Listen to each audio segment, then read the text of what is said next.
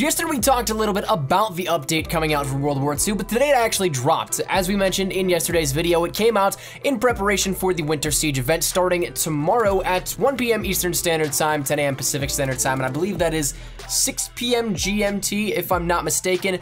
But nonetheless, it is something that was prepping for this upcoming Winter Siege event lasting from tomorrow, Friday the 8th, all the way until January 2nd. So we have a lot of time on our hands to get this Winter Siege event going and just be in the holiday spirits, or I guess winter spirit if you want to put it that way. But nonetheless, with this update came once again the preparation for a lot of big things in the way of the Winter Siege event, such as Carrington, which is going to be free-for-all and winter themed. It prepped the headquarters, it prepped the various Winter Siege game modes like the playlist with double XP and gun game coming back. Those, while you can't access them right now, they are in the game. They're just scheduled for a timed release of when the event ends up starting. But that said, there's also a bunch of different cool little Easter eggs thrown in the mix as well that you might notice around the headquarters, such as the melons in the firing range being snowman heads, the gridiron balls being snow globes. There's Christmas dinners in headquarters, there's people playing baseball off on the beach, there's mail in the HQ that are Christmas cards, a lot of different things that are thematically awesome, I think, and some nice attention to detail. But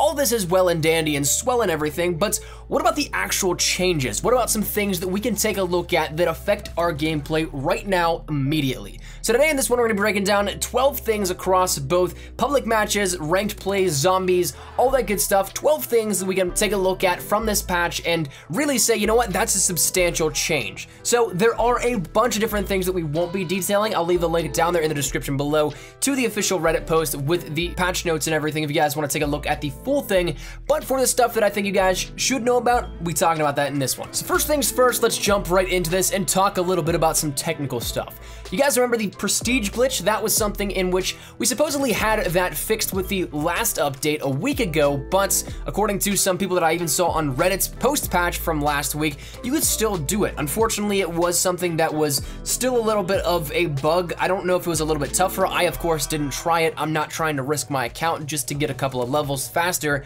But that said, apparently it was a prestige exploit where it was either the same thing or a different one slightly altered. But there were prestige exploits in which you could prestige incredibly fast, to which you would definitely get banned. But those exploits have been fixed and adjusted and taken out of the circulation on what you can end up doing. Now, on top of different prestige exploits, there were exploits on Gibraltar, USS Texas, Pointe du Hoc, Aachen, Sainte-Marie du Mont, and a few other maps that were addressed and taken care of as well. So one thing that you guys definitely probably remember is the Pointe du Hoc glitch and exploit spot where you could get out of the map by just a simple strafe jump. Now the thing is, that is not something that was addressed in this update. That was taken out with the last update, and though it was something that of course was very nice to see, there were some ones that persisted past that past update. And these maps actually are the ones that from the last update got addressed as well, so it seems like there were some that slipped through the cracks, maybe some of these updates created new ones. I personally don't pay attention to the glitching community all that much, if I'm totally honest with you, just because I don't really care to do that all that much. I don't need that invincibility glitch to enjoy the game and to get the kills and everything, but to each their own, but these should end up being fixed with this most recent update. Now the next thing I want to talk about is actually kind of a 2-for-1 here. It deals with hardcore and in a couple of different senses. So as we've mentioned, team killing was sort of a hot topic as of recently, not only in the hardcore community, but it kind of bled over into the mainstream community within World War II as well. And that is something because there really was not all that much to deter somebody from just trolling a teammate by killing them over and over and over again. That said though, with this most recent update via the Winter Siege update, it implemented the 3 team kills and you're out rule, in which we've seen previously.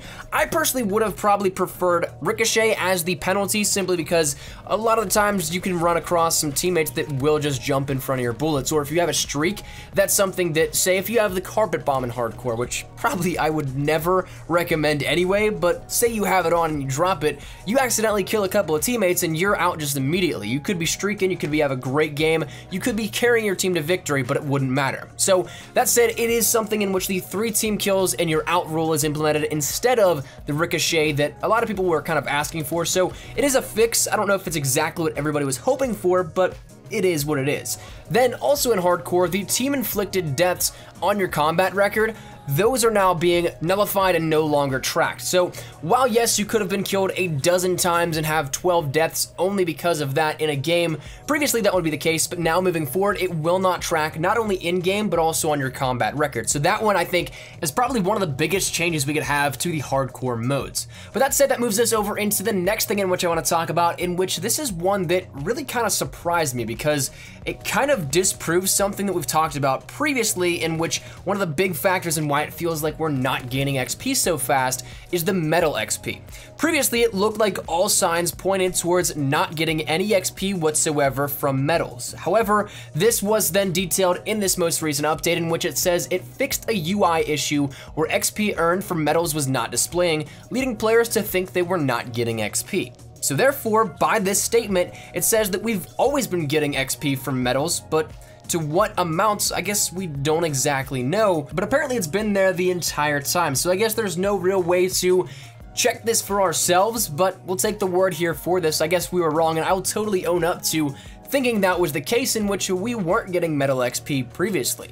Of course, there was no indication whatsoever, but now with this updated, you'll be able to see the XP gained for each individual medal times the amount that you end up getting in the after action report, and of course that'll also show up whenever you see the summary and the breakdown of your score and your XP earned at that same after action report. So keep an eye out for that and you'll be able to track what you can end up getting from medals exactly. But that moves us over into the next thing here, in which that's gonna be some headquarters changes, and ones that I think you guys will enjoy. One in particular is absolutely massive, that being a mute all option for the headquarters. Now, this is something that a lot of people asked for. Myself, I don't really ever have the game audio going. I'm either in Discord and have everything turned down on my Astro Mix amp, or I'm in a party with PSN, to which I don't really hear anything, but a lot of people totally don't use either of those. So they will hear that game sound, they will hear the chatter of every player, and previously what you had to do is you had to go through and find every single person that was talking that you think was going to make some annoying noises, whatever it may be, and you'd have to go and mute them individually. And sometimes if somebody joined, it would kick that player's card down, and then you'd be not on the right person, so it could get very irritating. But now all it is as simple as going into your social page, which you can access by hitting a triangle or Y. I'm not entirely sure what the keybind is on PC, but regardless, you go in there, and then all you have to do once again is hit triangle or Y, and you'll be able to mute all, as simple as that. The next thing deals a little bit with the headquarters and the firing range. There was a little bit of a bug a while ago in which you could end up dying as a result of people shooting out of the firing range and up into the headquarters. Now, this was addressed and adjusted a little bit with the last update last week, but it didn't seem to really get rid of everything. I saw a couple of isolated incidents where it happened more so, but then it was something that with this update should be entirely fixed. No issues of it. If you're in headquarters, you should not have any issues in which people are just trying to troll and shoot you from the firing range and killing you in headquarters. Now, the final headquarters adjustment that I think is worthwhile is that there are now the weapon base names and divisions to supply drop cards, as well as you can end up seeing the actual grip that you end up getting for the pistols. You can see that on the supply drop card now. So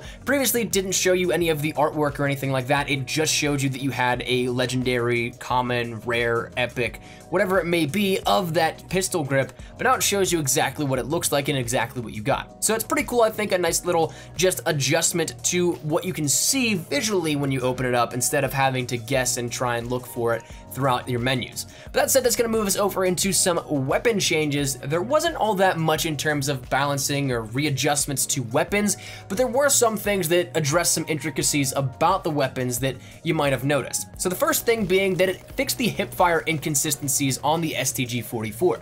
If you ended up taking a look at the STG-44 and hipfiring it while crouching and standing previously before this update, the hipfire spread was not the same size, and the bullet path locations were slightly different as well. Once again, not necessarily something you guys may necessarily notice, but that was probably one of the biggest changes here out of the weapon classifications. Now, it also decreased the amount of glare when using heroic shotguns, which is something that I tweeted, and I had a good laugh about some of them, because the variants on some weapons with the more so chrome aspect to it, definitely if you aim down sight, it was just something funny. So that said, it fixed those in which if you look down sight, it completely blinded you, but that's now fixed and out of the way.